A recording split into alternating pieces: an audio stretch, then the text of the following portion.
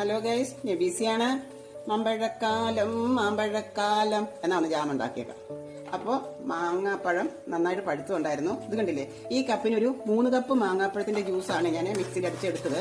ഒരു 2 കപ്പ് പഞ്ചസാര എടുത്തു. അത് നമ്മുടെ മധുരം ഇഷ്ടാനുസരണം നമുക്ക് ചേർക്കാം. അപ്പം നമുക്കിത് ഒന്ന് ഇളക്കി ജാമാക്കിയിട്ട് വരാം. ജാം കണ്ടില്ലേ, നന്നായിട്ടിത് വറ്റി വരുന്നുണ്ട്. കണ്ടില്ലേ, ഇനി ഇത് കുറച്ചും കൂടെ ആകാനുണ്ട്. അപ്പം വേണം നമുക്ക് ഇതിനകത്ത് ഒരു നാരങ്ങയും കൂടെ പിഴിഞ്ഞ് റെഡിയാക്കാൻ. നമ്മൾ ഇതിനകത്തേക്ക് ഒരു നാരങ്ങയുടെ നീരാ ചേർക്കുന്നത് കേട്ടോ. നമ്മൾ മറ്റേ സെറ്റിക് ആസിഡ് അങ്ങനെയൊന്നും നമ്മൾ ചേർക്കുന്നില്ല. നമ്മൾ നാരങ്ങയാണ് ചേർക്കുന്നത്. ഇതാണ് നമുക്ക് നല്ലത്, ശരീരത്തിന് നല്ലത്. നാരങ്ങ ചേർത്ത് നമുക്ക് ഇത് ഫ്രിഡ്ജിലൊക്കെ നമുക്ക് സൂക്ഷിച്ച് വെക്കാൻ മതി. ഇത് അതിൻ്റെ പരുവായി വരുന്നതേ ഉള്ളൂ. അതിനി കുറച്ചും കൂടെ ആകാനുണ്ട്. നമ്മളങ്ങനെ കുറച്ച് പരുവം കൂടെ ആകുമ്പോഴേ ജാം ആവുള്ളൂ. നമ്മൾ ഇത് കണ്ടോ, ഇത് മുറിഞ്ഞ് വീഴുന്ന പരുവമായി. ഇത് കണ്ടില്ലേ, ഇതാണ് ഇതിൻ്റെ പരു. ഇത് കണ്ടില്ലേ, ഇത് നമ്മൾ ഇങ്ങനെ മുറിഞ്ഞ് വീഴും. കണ്ടില്ലേ, കണ്ടില്ലേ ഇതിൻ്റെ പരുവ്.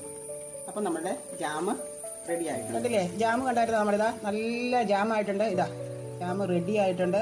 കണ്ടില്ലേ, ഇതുപോലെ നമുക്ക് മാങ്ങാപ്പഴം കൊണ്ട് ജാമ് ഉണ്ടാക്കാം.